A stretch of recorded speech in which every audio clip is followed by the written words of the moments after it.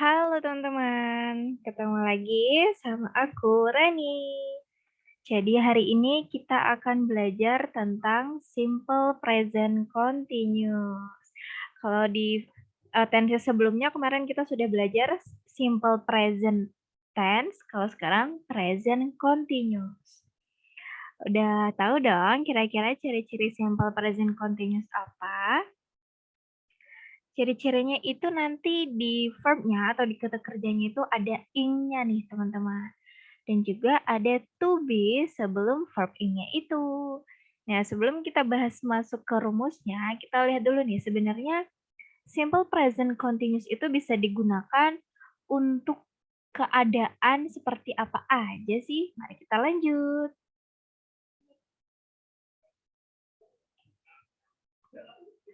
Nah, jadi ini adalah beberapa kegunaan dan juga contoh kalimat pada simple present continuous. Yang pertama, describe something which is happening at the exact moment of speech. Itu maksudnya menggambarkan sesuatu atau menggambarkan suatu kejadian yang sedang terjadi saat itu juga, saat kita sedang berbicara itu, kejadiannya sedang terlaksana gitu. Nah, misalnya nih, Jim is watching television at the moment. Nah, jadi pas lagi ngomong Jim is watching TV, itu si Jimnya memang sedang benar-benar nonton TV gitu, teman-teman. Oke? Jadi ketika kita sedang berbicara, kejadiannya pun sedang berlangsung gitu. Yang kedua, describe an action that is taking place now but not at the exact moment of speech. Nah, jadi ini tuh menggambarkan kejadian yang sedang terjadi tetapi tidak benar-benar terjadi saat sedang dibicarakan gitu. Nah, contohnya John is working in London. Nah, ketika misal ada nih temennya yang bilang John is working in London now. Maksudnya itu John-nya tuh lagi kerja di London, tapi pada saat dibicarakan itu, John-nya itu lagi nggak dalam situasi bekerja gitu loh. Maksudnya lagi nggak masuk kantor misalkan gitu. Misal John-nya lagi kumpul sama mereka atau John-nya emang waktu itu lagi hari libur gitu. Tapi memang si John-nya itu lagi kerja gitu di London. Nah, misalkan bisa juga contohnya, misal kita lagi punya temen yang dia itu seorang penulis gitu. Nah, terus kita nanya nih, kita ketemu sama dia gitu, misalkan hangout, jalan-jalan, atau ya lagi ketemu aja gitu, terus nanya, kamu sekarang kerjanya lagi apa gitu, apa yang lagi dikerjain sekarang, kayak what are you doing gitu. Terus misalnya dia jawab, I am writing eh, misalnya a novel gitu. Nah, berarti kan dia lagi ngasih tahu ke kita dia tuh sekarang lagi apa namanya, nulis novel. Nah, ketika dia bicara seperti itu kan dia tidak sedang benar-benar nulis novel gitu, karena kan dia sedang ya jalan-jalan bareng kita gitu, tapi memang kerjaannya dia sekarang adalah dia lagi nulis novel gitu. Oke? Yang tipe kedua ini paham ya contohnya? Sekarang yang ketiga, describe an event planned in the future. Tapi ini buat informal aja nih teman-teman. Jadi di sini menggambarkan suatu kegiatan terencana atau kegiatan yang sudah direncanakan yang akan terjadi di waktu yang akan datang. Misalnya, I am taking my French class on Tuesday. Nah, jadi ini artinya saya akan ada kelas bahasa Prancis di hari Selasa, gitu.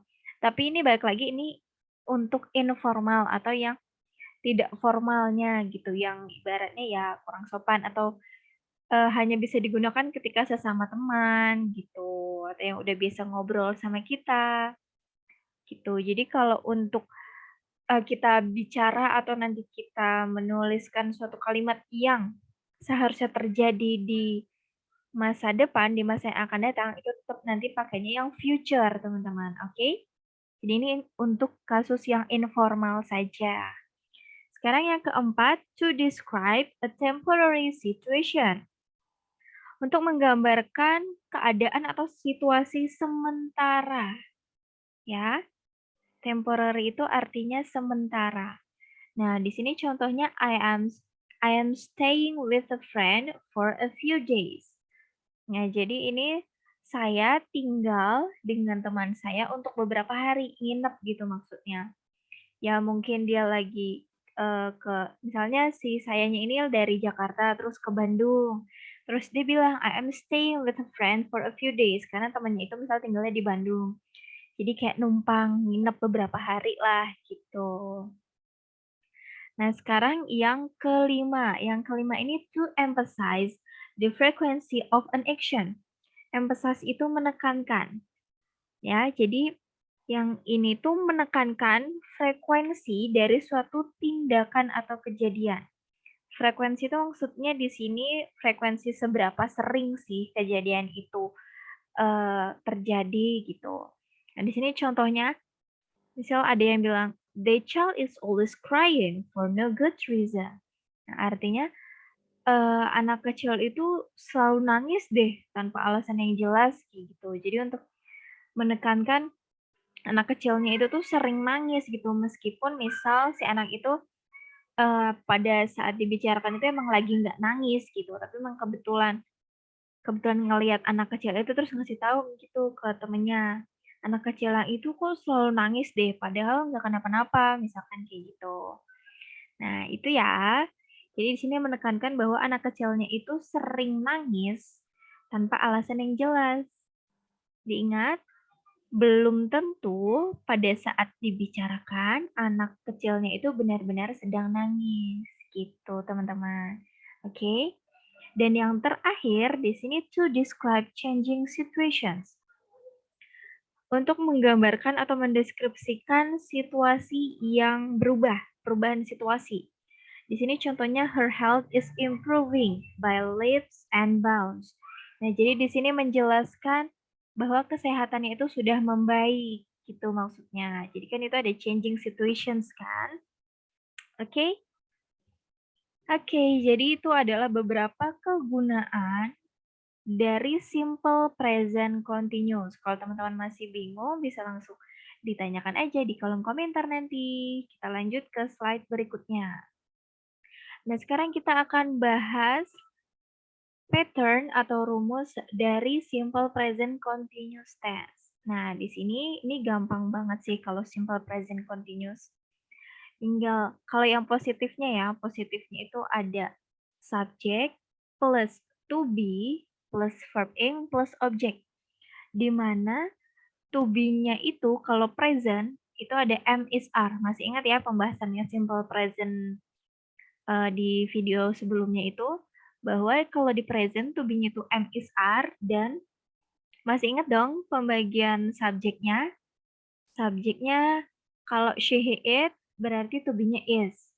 Kalau subjeknya they, we, you, subjeknya are. Kalau subjeknya I, to be-nya am. Oke? Okay? Nah, di sini ada contohnya John is watching TV now. Ya. Kemudian yang di negatif gampang banget. Di sini tinggal kasih not aja di setelah to be. Ya. Mirip-mirip kayak simple present. Di simple present yang nominal kan juga ditambahin not aja nih setelah to be-nya, ya kan? Jadi di sini subject plus to be plus not plus verb ing plus object. Nah, di sini ada contohnya yang kalimat negatif. John is not watching TV now. John tidak sedang menonton TV sekarang. Dan yang terakhir kalimat interrogatif atau kalimat tanya. Di sini to be-nya diletakkan di depan. Oke? Okay? Masih mirip seperti simple present tense di video sebelumnya, to be-nya diletakkan di depan kalau interrogative sentence. Ya. Dan jangan lupa di terakhirnya itu dikasih tanda tanya. Dan contoh kalimatnya menjadi, is John watching TV now? Apakah John sedang menonton TV sekarang? Oke, mudah ya rumus-rumus pembuatan kalimat simple present continuous. Nah, kalau masih bingung tentang rumus-rumus pembuatan kalimatnya, bisa langsung ditanyakan aja nanti. Sekarang kita lanjut ke soal-soalnya nih. Nah, di sini teman-teman ada soal, ada kalimat-kalimat yang tengah-tengahnya masih ada bolong-bolongnya nih. Tetapi di sini sudah diberikan, verb-nya, verb untuk mengisi kotak-kotak yang kosong ini. Misalnya nih kita bahas contoh nomor 1 dan nomor 2 ya. Di nomor 1 ada my son, titik titik, talk on the phone right now. Ya, karena di sini nggak ada indikasi atau petunjuk bahwa dia itu negatif atau interrogatif atau pertanyaan, maka dia dibentuk ke kalimat positif, ya. Di sini sudah dikasih tahu nih di dalam kurung bahwa verb-nya adalah talk. Sehingga kita tinggal isi nih, kalau talk itu verb-nya kan tinggal tambahin ing, jadinya talking, ya. Talking. Kemudian dilihat subjeknya di sini my son. Kalau my son itu kan subjek orang ketiga tunggal, ya kan? Orang atau my son ini bisa kita ganti sebagai he. Kalau subjeknya he, itu kan berarti to be-nya is. Jadi di kotak kosong ini kita bisa isi dengan is talking. Sehingga kalimat lengkapnya menjadi my son is talking on the phone right now. Anak saya sedang berbicara melalui telepon sekarang. Gitu. Jadi maksudnya anaknya itu lagi teleponan loh sekarang. Gitu maksudnya. Oke, nomor 1 paham ya? Sekarang yang nomor 2. Di nomor 2 ini ada kotak kosong, kemudian petunjuknya hanya ada subjek, kemudian verb-nya, dan ada nih tanda tanya. Kalau ada tanda tanyanya berarti ini ke kalimat pertanyaan nantinya. Ingat, kalau di kalimat pertanyaan, yang diletakkan di paling depan adalah to be-nya. Nah, dilihat di sini, kan subjek yang diberikan adalah you. Kalau you, to be-nya apa? Are, oke betul. Kalau you, to be-nya are. Nah, ingat tadi to be-nya kita letakkan di depan dulu nih teman-teman. Berarti are-nya kita tulis duluan. Baru tadi kan subjeknya, you. Kemudian jangan lupa verb ing. Di sini kan verb-nya sleep. Sehingga kita bisa bentuk menjadi sleeping. Jadi di sini kalimat lengkapnya menjadi are you sleeping? Apakah kamu sedang tidur? Tuh, oke? Paham ya? Mudah kan latihan soalnya? Nah, di sini juga ada soal nomor 3 sampai 5. Kemudian di slide berikutnya ini ada nomor 6 sampai nomor 10. Jangan lupa dicek lagi. Kira-kira adakah petunjuk bahwa ini kalimat positif atau negatif atau interrogatif? Oke. Yang ini nomor 11 sampai 15. Hati-hati, perhatikan subjeknya, kira-kira subjeknya itu apa. Berarti nanti cocoknya pakai to be-nya apa gitu, oke? Kemudian ini nomor 16 sampai nomor 20. Ya, diingat lagi tadi membentuk kalimat-kalimatnya seperti apa susunannya. Jangan lupa verb-nya di sini verb ing. Meskipun itu kalimat positif, negatif, ataupun interrogatif, verb-nya selalu verb ing. Oke, teman-teman? Nah, kemudian ini slide terakhir di sini, teman-teman udah ada kalimat positif nih, 6 kalimat positif. Kemudian nanti teman-teman tinggal ubah aja nih dari kalimat positif menjadi bentuk negatif, kemudian bentuk interrogatifnya. Oke? Kalau teman-teman masih ada sedikit lupa-lupa atau untuk make sure aja, meyakinkan aja kira-kira tadi yang sudah dikerjakan betul atau tidak ya, itu bisa dilihat lagi tata cara menuliskan kalimat negatif dan interrogatif untuk simple present continuous-nya itu seperti apa gitu. Oke teman-teman? Nanti kalau masih ada bingung atau ada pertanyaan boleh langsung ditanyakan aja ya di kolom komentar. Ya. Kalau gitu, sampai di sini dulu teman-teman belajar barengnya. Terima kasih sudah menonton. Sampai jumpa di video berikutnya. Bye-bye.